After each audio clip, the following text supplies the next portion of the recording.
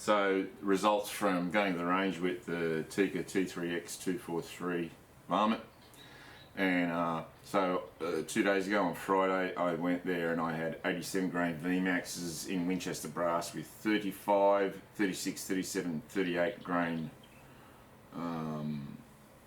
loads, and the result was ordinary. Let's see. So with 35 grains I got 0.98 and 1. These are 5-shot groups. With 36 grains I got 1.4 and I shot all over on the targets, I screwed up. 1.4 and 0.72. Explain that to me. How is it that... that's weird. Double sized group with the same powder. 36.5 grains I got 0.75 and 1.7. Again, explain that. So it's not happy with that, clearly. 37 grains I got 0.67. There's a half decent group. And 1.2. Again, you get one group a certain size and then the next group with the same powder is double the size. I don't know. 38 grains, 1.7 and 1.2. So that was all over the place and shit, in my opinion. Okay? I was really disappointed. And I came home and I was like, oh no. And then I'm thinking it over and I'm going, hang on a minute. This is a 1 in 8 twist. It wants heavy projectiles, and I thought 87 grains was, was reasonably heavy. Clearly not. So I had a box of Sierra 100 grain Game Changers, which they got a green polymer tip. I'd never seen them before, but I don't even know why I grabbed them. I can't remember now. Probably for this. 6 months ago, by the way. It took me 6 months. It didn't take me 6 months to get this rifle. It took me 6 months to get a rifle, because the rifle that I wanted, I'm not going to talk about it. But let's just say that I think I was within 1 or 2 days of my PTA running out. It wasn't a good experience. Sorry guys, at which shop. I'm not happy about that. Now, so 100 grain Sierra Game Changers, and I thought, you know what, I'll try a slower powder. I'll try AR2209, which is Hodgdon 4350. So the load is, and this is with Lapua brass, because I've got 200 cases, so I've got to fire, I've got to shoot them first. You've got to shoot them first before you can seriously, do any serious precision testing, because otherwise your brass just doesn't suit your rifle or your chamber. Or you don't know where your shoulder is in comparison to the chamber. If you don't fire the brass, then which is not that much fun. Take your extractor out, and then once you start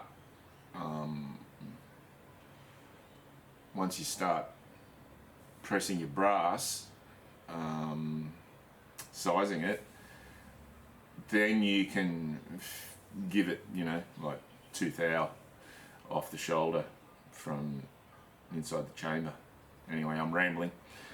So anyway, 100 grain Game Changers, AR2209, Hodgdon 4350, and this is with Remington primers, like large rifle primers. You can't buy them for love of money. I have got large rifle Magnum primers, like 1,000, or more. So I might have to start using them. But anyway, the results. Sorry, wet and whistle.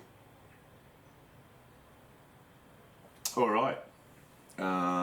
We started with 30. So I had 5 rounds crimped, 5 rounds uncrimped, 5 rounds crimped, 5 rounds uncrimped, and so on for 39, 40, 41, 42, and 43 grains of hydrogen 4350 AO2209. So with 39 grains crimped, so the first shot is up there. Now, I discount that as part of the group because that was the first shot through it. Totally cold barrel, right?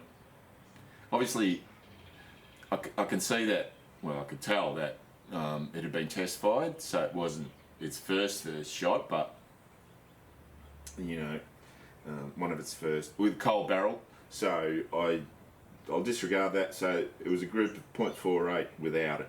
With it, I can't remember what it was. Yeah. But and then so that's crimped, uncrimped 0.83. 40 grains crimped 0.62. 40 grains uncrimped 0.4. So literally, what's happening is that the group is getting smaller and smaller. Now what that tells me, or it's gotten smaller, what that tells me is that 40 grains, yeah, very promising.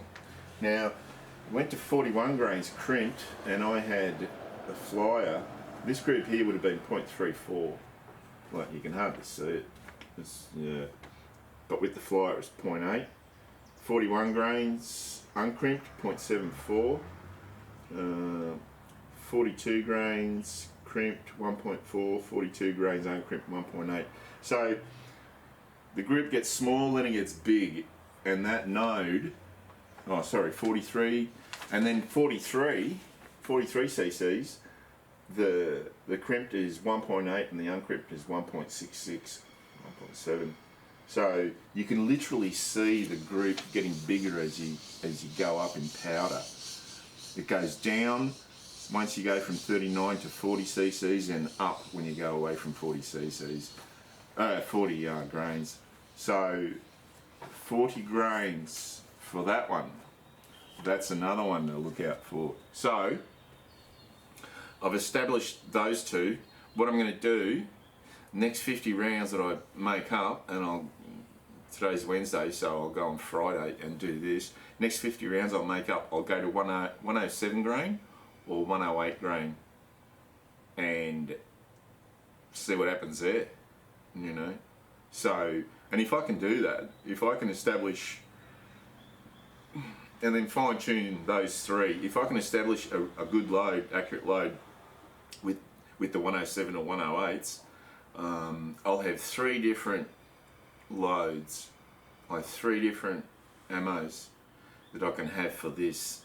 So depending on the target animals or the competition or whatever, yeah, it's going to be interesting. So I'm really happy that happened, but I'm going to make up some 107, 108 grain loads. Now this thing, yeah, so as far as how everything worked, yep, everything worked.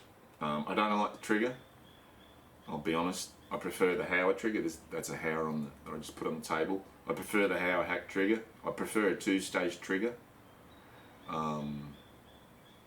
I like Timney triggers.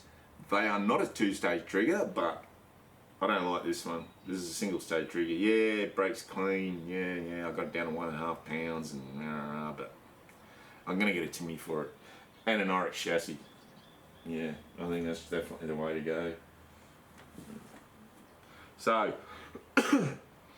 when I go to the range, typically what happens when you're shooting anything other than 22 long rifle, your barrel heats up, and then you got to wait for it to cool down, and unless you don't care, which I have done sometimes a lot. But I was trying to do the right thing by the Tikka, and I was letting it cool down. So in between the barrel being of a reasonable temperature to shoot, pardon me, and while there wasn't a ceasefire, I just wanted to reaffirm the accuracy and the zero on this thing. And so this is a Hauer 1500 in 30-06, stock as a rock, Hogue stock. Now I got this second hand from a gun store, and it hasn't been beaten up, but you can clearly tell that it has been used. Yeah, it's clearly been used a lot. I don't know how much. And I looked down the barrel and it looked okay, and I wasn't sure of, you know, is that barrel shot out and he's just getting rid of it because it's turned hose. Well, I was taking a risk. I only paid $450 for it, I think, if I remember rightly. Pardon me. So, with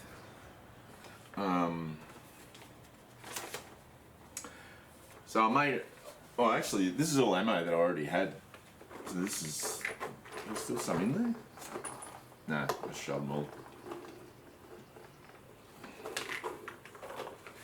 So, and what does that say? So that was 46 grains of what?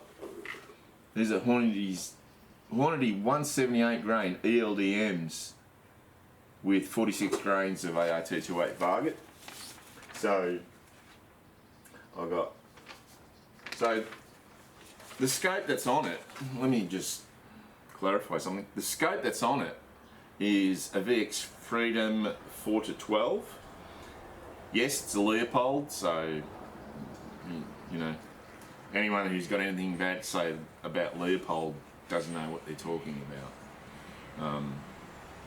They're amazing scopes. So this is a VX Freedom. This is the bottom of the line budget scope, and yet the glass through these things, you know, when you're looking through it, all you can see is this reticle just hanging in midair. It's not like it's on a surface of, you know what I mean, on a lens surface or anything. It's like looking just clear through a tube with no glass in it whatsoever. That's what Leopold glass is like. It just never ceased to amaze me. I'd forgotten because I hadn't shot a rifle with a Leopold scope on it that I've got. I've got 5, I think. Yeah. These things are amazing, but the reticles are chunky. They are hunting reticles, and it's only 12 power. So taking that into account, you know, you got to realise that if I had a higher power scope on it, these groups would probably be smaller. I would assume. Well, it's just logic. But that is a really chunky reticle, so you got to realise at 100 metres, 5-shot groups. So I've got 1.4, 1. What's that? Yeah, it's bigger than that. Oh no, 1.2, 1.3, 1.3. This one here had a big flyer, so it was 1.7. But I remember that I pulled that one. I said it. I pulled that one, and I did. And then the one next to it, 1.8. I didn't pull that. That just spread out. But if I can get groups of averaging probably about 1.3, 1.4. If I can get groups averaging 1.3. Oh, hang on. Sorry. Yeah. So that one there, the 1.8 is 150 grain SSTs. Not a very good group, but yeah, it's in the spot. So if I can average groups like that, you know, man, you can get pretty far out with this thing. And I did.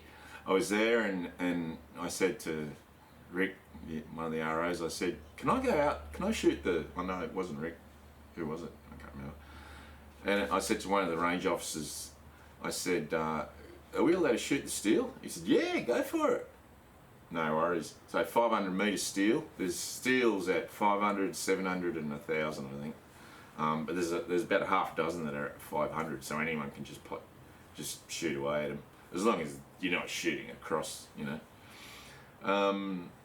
And with those 150 grain SSTs, and they are, what was that load? I made a whole heap of them. Hornady 150 grain SST, Jaegerman brass, CCI 200 primers, 49 grains of AR-2208. So at 500 metres, yeah, I hit that steel like 3-4 times. I missed once. I missed the first 2 times because I was figuring out these are not, you know, scopes that you're going to do clicks on. I was figuring out the holdover. Once I'd figured that out, which took me like 2 shots, I figured out where the holdover was, and I was smacking that plate. I think I missed once to the side. I'm not sure why. But I smacked that plate 3 or 4 times, not a problem. So, yeah. What's wrong with 30-06 as a long range cartridge? I ask. You know, everybody's going crazy, and I like the next rifle I'd like to get would be a Winchester Short Magnum, 300 Winchester Short Magnum. Now, do I really need it if I've got this? Then I can, you know, I'm not going to shoot beyond 500 meters. You know, I don't think that's ethical. Even 500 meters is, you know, I think borderline ethical. But if you're capable, if you practice it, and you consistently can dial your scope in or do the correct holdover, you know, if you're capable, go for it. But yeah, anyway. So the old Hauer is old. I don't know how many. But yeah, so this is the only one I've got at the moment. This is the only Hauer that I've got at the moment.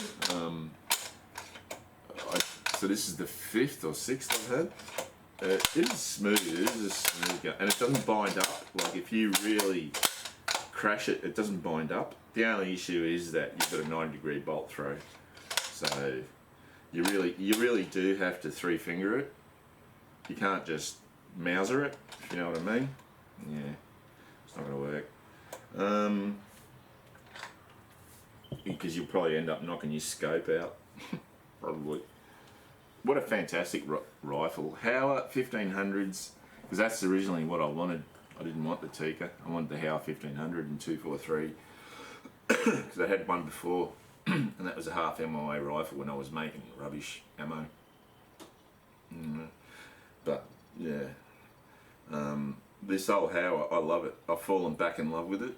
I was sort of on the fence, but it's shown that it, you know, you can. It's got the moxie. It's got the moxie, and 30-06 has got the moxie. You know, all these whiz bang new cartridges. 30-06, it's been around for a long time. You know what the beautiful thing about 30-06 is? You can find ammunition anywhere. I mean, probably not the extent of 308 and 223, but 30-06 is still a very, very popular cartridge, and I'm hoping that it makes a resurgence, because yeah, even though like I think 308 has supplanted it to a great extent, but and rightfully so, but 30-06 is still a great cartridge, and I think everyone should have one. That's one of the reasons I bought it. When I saw it, it was sitting in a gun vise, and I said, oh, you know, what's the go with that? And I said, oh, it's just second hand and it's in. And I said, oh yeah, what is it? Oh, 30-06. I had a look down the barrel, and it was like, yeah, it's not smoothbore. How much? They wanted 500, I think, and I said, I'll give you 450, and they said, yep. So they would have got it for $100 or something, I don't know. And when I did test shoot it, I was a little bit, yeah, this is a bit of a hose, rah, rah, rah. But no, it's a great gun. And how is typically, you know what, I don't know anybody, quite literally, you know, I don't know anybody who's bought a Centerfire Hauer and had serious complaints about it. I've heard people have some weird ass problems with the internal magazine, or I've never had a problem with the internal magazines on Hauers. I prefer the internal magazines. I wish that had an internal magazine. That's the one thing. That's one thing I don't like about Tikkas. It's that bullshit single stack mag that has to poke out. You know. Yeah. Anyway. But that Tikka's got a lot of potential, so I'm going to make some 107, 108 grain loads. I'll be using new brass again because I need to fire form it. So Until then, see you later.